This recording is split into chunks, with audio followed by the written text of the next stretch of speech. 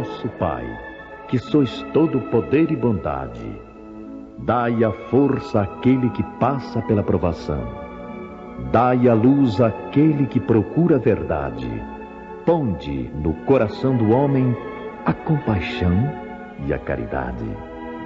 Deus, dai ao viajor a estrela guia, ao aflito a consolação, ao doente o repouso. Pai, dai ao culpado o arrependimento, ao espírito a verdade, à criança o guia, ao órfão o pai. Senhor, que vossa bondade se estenda sobre tudo o que criastes. Piedade, Senhor, para aqueles que vos não conhecem. Esperança para aqueles que sofrem. Que vossa bondade permita aos Espíritos Consoladores derramarem por toda parte a paz, a esperança e a fé. Deus, um raio, uma faísca do vosso amor pode abrasar a terra.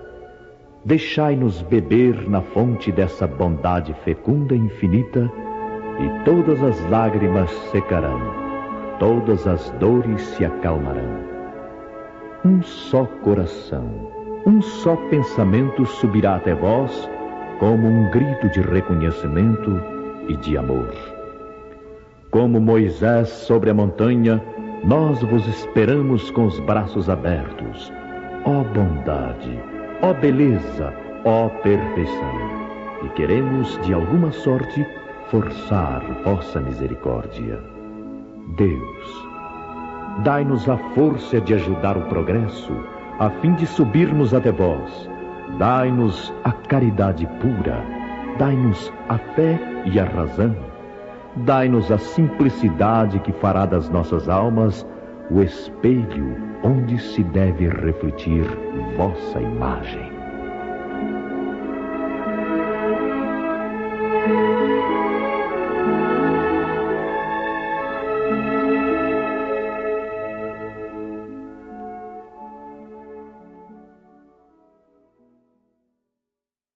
Espíritos asseveram que o amor resume a doutrina inteira de Jesus. E se nós olharmos a vida de Jesus, porque a doutrina de Jesus é a sua vida. Ele nada escreveu, ele vivenciou, e a lei do Cristo é o amor. É só observarmos desde o início da sua vida apostólica, né? Nós observamos que ele se utilizou da lei de amor, da lei divina de amor, enquanto espírito puro, né, que era e que continua sendo, para com seus discípulos, para com a sua mãe, e principalmente para aqueles necessitados. Ele já dizia que os sãos não precisam de médico, e ele foi um médico, ele é o médico dos médicos, e ele foi um médico e utilizou de muito amor para com esses espíritos, né? Que são na verdade nós outros, e ele utilizou de amor para aqueles espíritos que na sociedade da época não tinham para quem recorrer e eram mal vistos pela sociedade. Eram os publicanos, que na verdade são os cobradores de impostos, eram os cobradores de impostos da época, muito mal vistos, eram prostitutas, leprosos, e nós sabemos o quanto que Jesus os amou. E seguindo, eu peço licença para extrair mais um trecho aqui, uma passagem, que diz assim: em sua origem, o homem só tem instintos. Quando mais avançado e corrompido, só tem sensações. Quando instruído e depurado, tem sentimentos. E o ponto delicado do sentimento é o amor. Não o amor no sentido vulgar do termo, mas esse sol interior.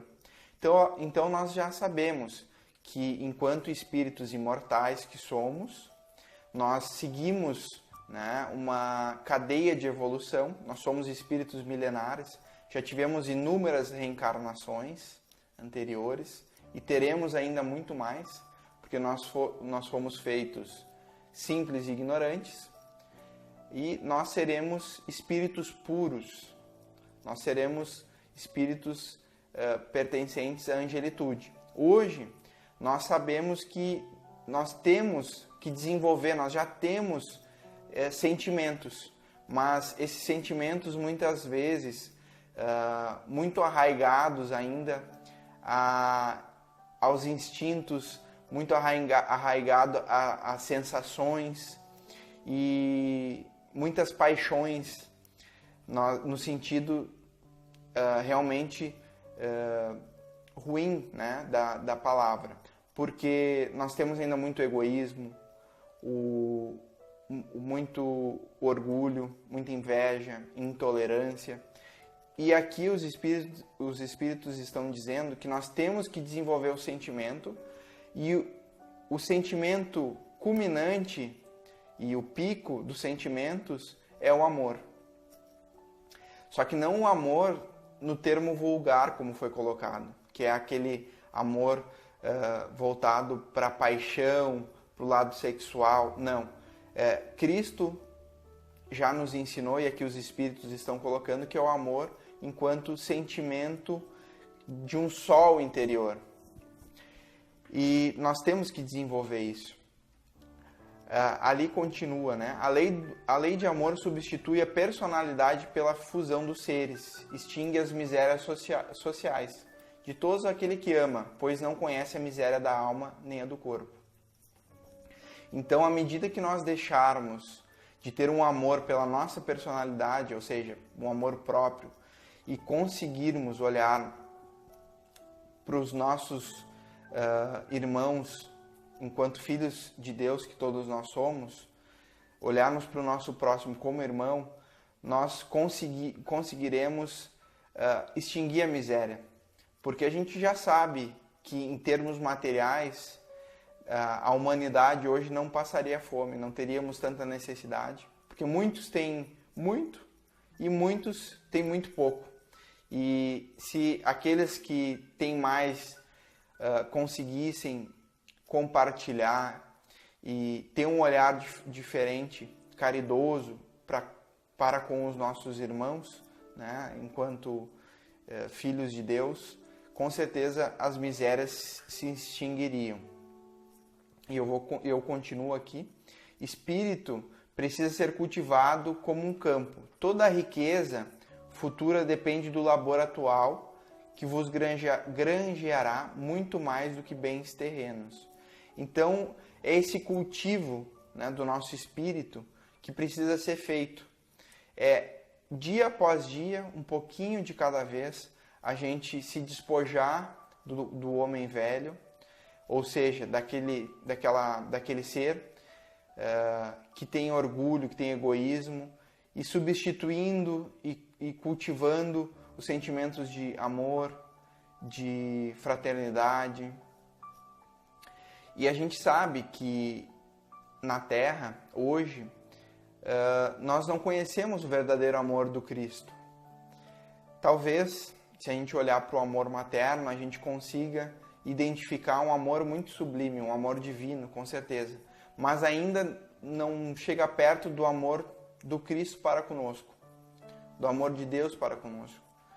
E na Terra, se nós olharmos assim para aquele cenário do almoço de domingo, por exemplo, onde a mãe prepara o almoço, prepara, né, trazendo aqui para a nossa cultura, prepara a maionese, prepara a mesa e dá de si desinteressadamente, querendo a felicidade, né, dos seus filhos, dos netos, enfim, de toda a família. Esse é o amor que a gente pode talvez entender, né, como um amor desinteressado, um amor que o Cristo queria nos dizer, nos ensinar, aliás.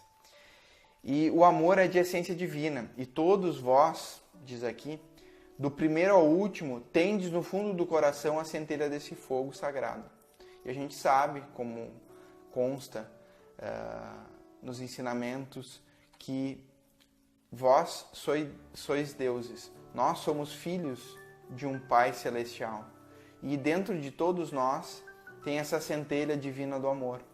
Se nós olharmos para aqueles criminosos, para aquelas pessoas que não nos compreendem ou que cometeram atrocidades, nós temos que olhá-los como os doentes do espírito, porque todos nós e eles também possuem dentro do coração essa centelha divina. Com certeza nós, no passado, também cometemos atrocidades e tivemos, através da reencarnação, que é a lei que justifica o amor de Deus, nós estamos tendo oportunidade de reparar os nossos erros. Então nós não podemos olhar para o outro, para o nosso irmão, e não identificar que ele também tem dentro do coração uma centelha divina, talvez não desenvolvida ainda. Mas quem dentre nós não desenvolve um amor, né, por uma mãe ou por um filho, por uma situação? Talvez não para com todos, mas consegue já desenvolver. Então é preciso que a gente olhe para todos com esse sentimento, né?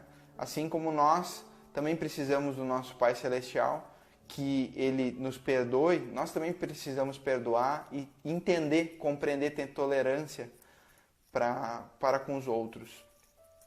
E a gente sabe que dentro desse nosso planeta de provas e expiações, existem espíritos em todos os graus Aliás, tem espíritos de diferentes graus, muito diferentes. Nós vemos criminosos, mas também nós temos exemplos. E Cristo envia seus missionários com o intuito de desenvolver, de ensinar. Vamos olhar para Madre Teresa, para Chico Xavier, para Divaldo, para essas pessoas que, muito embora ainda imperfeitos, conseguem dar o seu amor de forma desinteressada. Então a gente precisa ter essa concepção. E seguindo, diz o seguinte: Deus o quer e a lei de amor constitui o primeiro e o mais importante preceito da vossa nova doutrina, porque é ela que um dia matará o egoísmo. Qualquer que seja a forma sob que se apresente, dado que além do egoísmo pessoal, há também o egoísmo de família, de casta e de nacionalidade.